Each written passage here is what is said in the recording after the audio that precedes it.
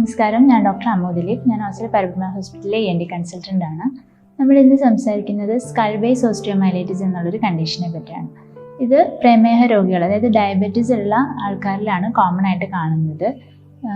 എങ്ങനെ ഇത് വരുന്നതെന്ന് വെച്ചാൽ, നമ്മുടെ ചെവിയുടെ കനാലിനുള്ളിൽ എന്തെങ്കിലും ഒരു ഇൻഫെക്ഷൻ വന്നിട്ട് അത് എല്ലിലേക്ക് കൂടി ബാധിക്കുന്ന ഒരവസ്ഥയാണ് നമ്മൾ ഈ സ്കൾ ബേസ് ഓസ്റ്റിയോമൈലൈറ്റിസ് എന്ന് പറയുന്നത്. ഈ രോഗമുള്ള പേഷ്യൻസ് പൊതുവെ കാണിക്കുന്ന ലക്ഷണം എന്താണെന്ന് വെച്ചാൽ, പേഷ്യൻസിന് ശക്തമായ ചെവിവേദന ഉണ്ടാവും. അതിൻ്റെ കൂടെ തന്നെ തലവേദനയും മുഖത്തിൻ്റെ പല ഭാഗങ്ങളിൽ വേദന അനുഭവപ്പെടാം. ഈ വേദന കൂടുതലും രാത്രി സമയങ്ങളിലായിരിക്കും പേഷ്യൻറ്റിന് അനുഭവപ്പെടുക. അവരുടെ ഉറക്കം പോലും ഡിസ്റ്റർബ് ആവുന്ന തരത്തിലുള്ള അസഹ്യമായിട്ടുള്ള വേദനയായിരിക്കും പേഷ്യൻറ്റിന് അനുഭവപ്പെടുന്നത്.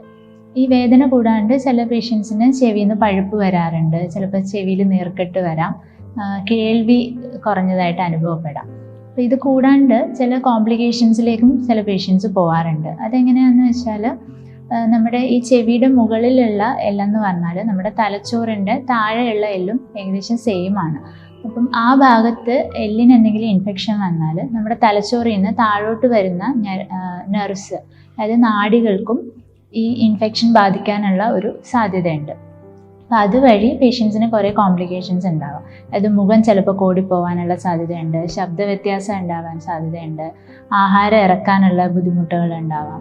ചിലർക്ക് നാക്കിൻ്റെ മൂവ്മെൻറ്റ്സും കഴുത്തിൻ്റെ മൂവ്മെൻറ്റ്സും ഒക്കെ ചിലപ്പം എഫക്റ്റഡ് ആവാം. ചിലരുടെ കാഴ്ചയെ തന്നെ ബാധിക്കാറുണ്ട്. ചില പേഷ്യൻസിന് തലച്ചോറിനുള്ളിൽ മെനിഞ്ചൈറ്റിസ് പോലെയുള്ള ഇൻഫെക്ഷൻസും ഉണ്ടാവാറുണ്ട്. അപ്പോൾ ഇതൊക്കെയാണ് ഈ പേഷ്യൻസിന് ഇത് കാരണം ഉണ്ടാകുന്ന കോംപ്ലിക്കേഷൻസ് എന്ന് പറയുന്നത്. ചില പ്രത്യേക ബ്ലഡ് ടെസ്റ്റുകളും സ്കാനിങ്ങും വഴിയാണ് നമ്മൾ ഈ അസുഖം കണ്ടെത്തുന്നത്. പിന്നെ ആൻറ്റിബയോട്ടിക്കാണ് പൊതുവെ പേഷ്യൻസിന് ട്രീറ്റ്മെൻറ്റിന് വേണ്ടി കൊടുക്കുന്നത്. ചില പേഷ്യൻസിന് ആൻറ്റി ഫംഗൽസ് വേണ്ടി വരാറുണ്ട്. കാരണം ചില പേഷ്യൻസിന് ഫംഗസ് കാരണം ഈ അസുഖം വരാറുണ്ട്. അപ്പോൾ ആൻറ്റി ഫംഗൽസ് വേണ്ടി വരും. ഇപ്പോൾ കുറച്ച് ദിവസം കൊണ്ടുള്ള ആൻറ്റിബയോട്ടിക് ട്രീറ്റ്മെൻറ്റ് കൊണ്ട് ഇത് മാറുന്ന ഒരു അസുഖമല്ല ഇത്. ചിലപ്പോൾ ആഴ്ചകളോളം അല്ലെങ്കിൽ മാസങ്ങളോളം നീണ്ടു നിൽക്കുന്ന ട്രീറ്റ്മെൻറ്റ് വേണ്ടി വന്നേക്കാം.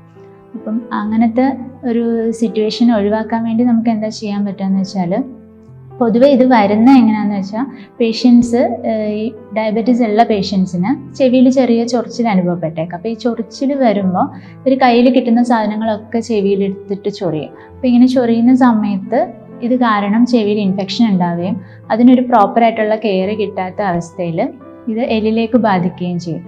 അങ്ങനെയാണ് ഈ ഒരു ഇൻഫെക്ഷൻ ഉണ്ടാകുന്നത്. അപ്പം മാക്സിമം നമ്മൾ ചെവിയിൽ സാധനങ്ങൾ എന്തെങ്കിലും ഒക്കെ എടുത്തിട്ട് ചൊറിയുന്നത് ഒഴിവാക്കുക. അപ്പോൾ ഇങ്ങനത്തെ എന്തെങ്കിലും ഒരു ബുദ്ധിമുട്ടുണ്ടെങ്കിൽ ഒരു ഡോക്ടറെ കണ്ട് അതെന്താണെന്നൊന്ന് മനസ്സിലാക്കി അതിന് പ്രോപ്പറായിട്ടുള്ള ട്രീറ്റ്മെൻറ്റ് എടുക്കുക.